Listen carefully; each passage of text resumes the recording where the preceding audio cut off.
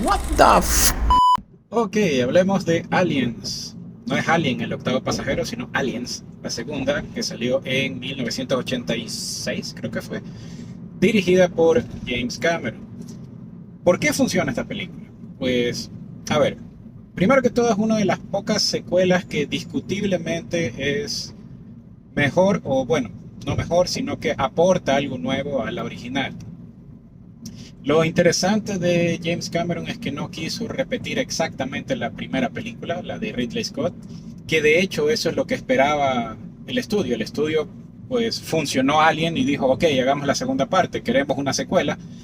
Ridley Scott pasó a otro proyecto, entonces ya no decidió no continuar con la línea de Alien, igual ya la hizo, así que ¿para qué? Entonces teníamos a James Cameron, en cambio, que él presenta una propuesta diferente. Él, de hecho, tenía otro proyecto que se llamaba Madre eh, y lo mezcló con la idea de esta película. Que esta película, en cambio, él agarra elementos de Starship Troopers. Él, en ese entonces era solo un libro, no existía la película, obviamente. Entonces, la idea de estos comandos espaciales, ¿no? Que se enfrentan al alienígena. Entonces, ¿qué es lo que le dio la vuelta? Eh, lo interesante de Cameron es que transforma o cambia el género de la película. La película en la primera parte es básicamente una película de terror. Es el concepto de casa embrujada con el monstruo, ¿no? Pero en el espacio. En este caso es el alien que los persigue, están encerrados en esa nave, no pueden escapar. En cambio, en la segunda le da la vuelta y lo cambia de terror, lo cambia es a una película de acción, ¿sí? Es una película en cambio de combate entre comandos espaciales hacia un enemigo desconocido, o al menos desconocido para ellos. En el caso de Ripley, que representa a la audiencia, ya sabemos cómo es el alien, una parte. Lo bueno de Alien es que no solamente trata otra vez lo mismo que la primera, es la misma criatura, solo que ahora no es una, son varias. Entonces ahí ya cambia la dinámica. En segundo lugar, agrega más sobre el ciclo de vida del xenomorfo. Entonces aquí ya tenemos el concepto de la reina, que es la que pone los huevos. Eh, y también pues tenemos más claro cómo es que funcionan en sí los alienígenas al ir infestando algún lugar, ¿no? En la primera era solamente un huevo que se le pegó a una persona y listo. ¿De dónde viene? No se sabe. ¿Qué hace? No se sabe. Entonces, Cameron pues le agrega ese factor innovador en la segunda. Y lo bueno es que también mantiene mucho del estilo visual impuesto por Scott para esta franquicia. Mucho azul, eh, muchas tomas en contraluz, luces fuertes a ratos, etcétera, etcétera, etcétera. Pero a su vez le pone su propio toque, ¿no? Que de hecho vemos este tono azulado, tomas oscuras, etcétera, etcétera. Lo vemos en Terminator, más que todo en Terminator 2, cuando ya tuvo presupuesto. Porque Terminator 1 es más gris, Terminator 2 va más hacia el azul. Lo vemos en películas como True Lies, en las tomas en la noche, más que todo a Cameron le gusta usar mucho el efecto día por noche, por ejemplo, y lo vemos más adelante en Avatar, ¿no? Entonces, vemos esta progresión de este director, pero en esta etapa, en ese momento, él prácticamente estaba haciendo una versión de alto presupuesto, en ese entonces, de otra película que ya había, en la que había participado muchos años antes con el legendario Roger Corman. Para los que no conozcan a Roger Corman, es uno de los padres o abuelos de lo que es las películas independientes en Hollywood de bajo presupuesto. Él ha hecho más de 400 películas, creo que tiene como 90 y algo años, sigue haciendo películas, no ha perdido un solo dólar en la financiación, desarrollo, dirección de todas sus películas y se mantiene bien con New World Cinema, creo que es que se llama la productora de él. Y continúa, ¿no?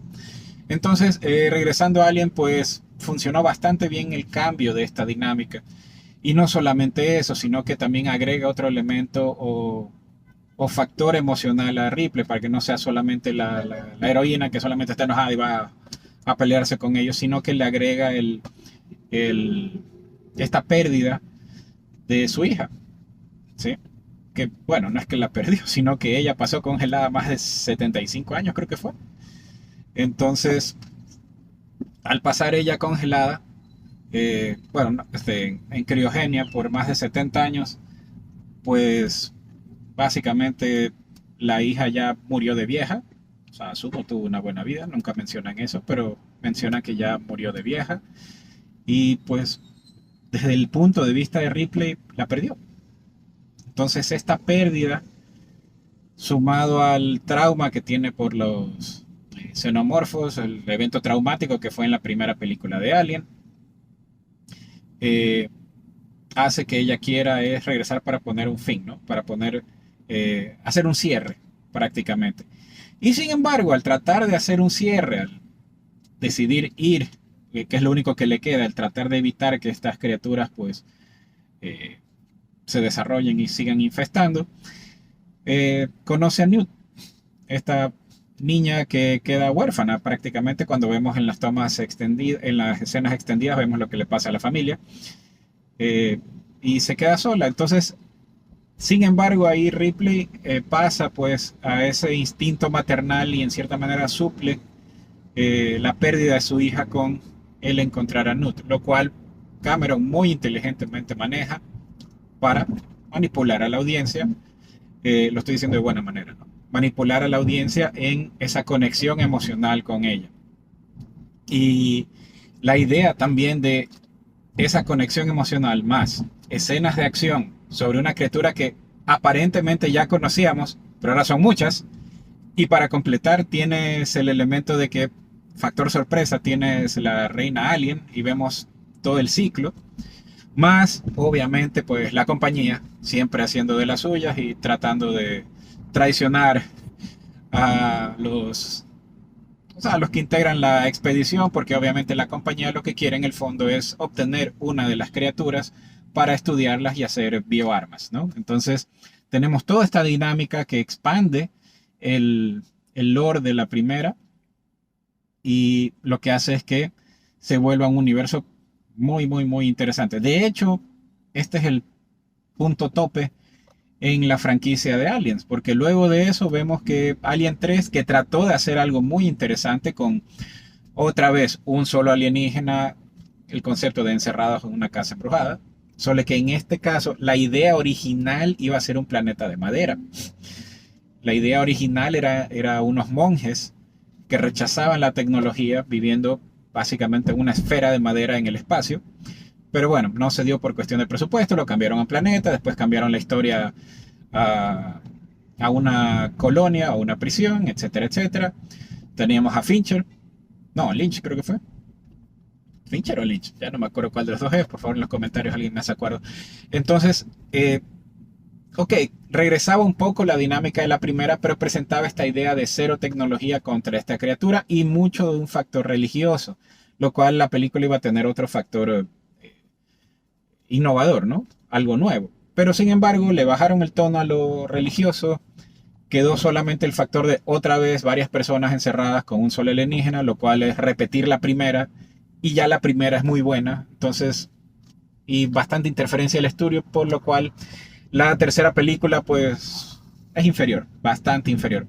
Por ahí tiene, ok, el giro de que Ripley tiene un alien, etcétera, etcétera, pero ya el daño está hecho, ¿sí? Entonces es bastante inferior. Y la cuarta película ya está experimentando con otra cosa. Incluso ya se vuelve demasiado comedia en algunos aspectos, etcétera, etcétera. Y luego ya pasamos con Alien vs Depredador.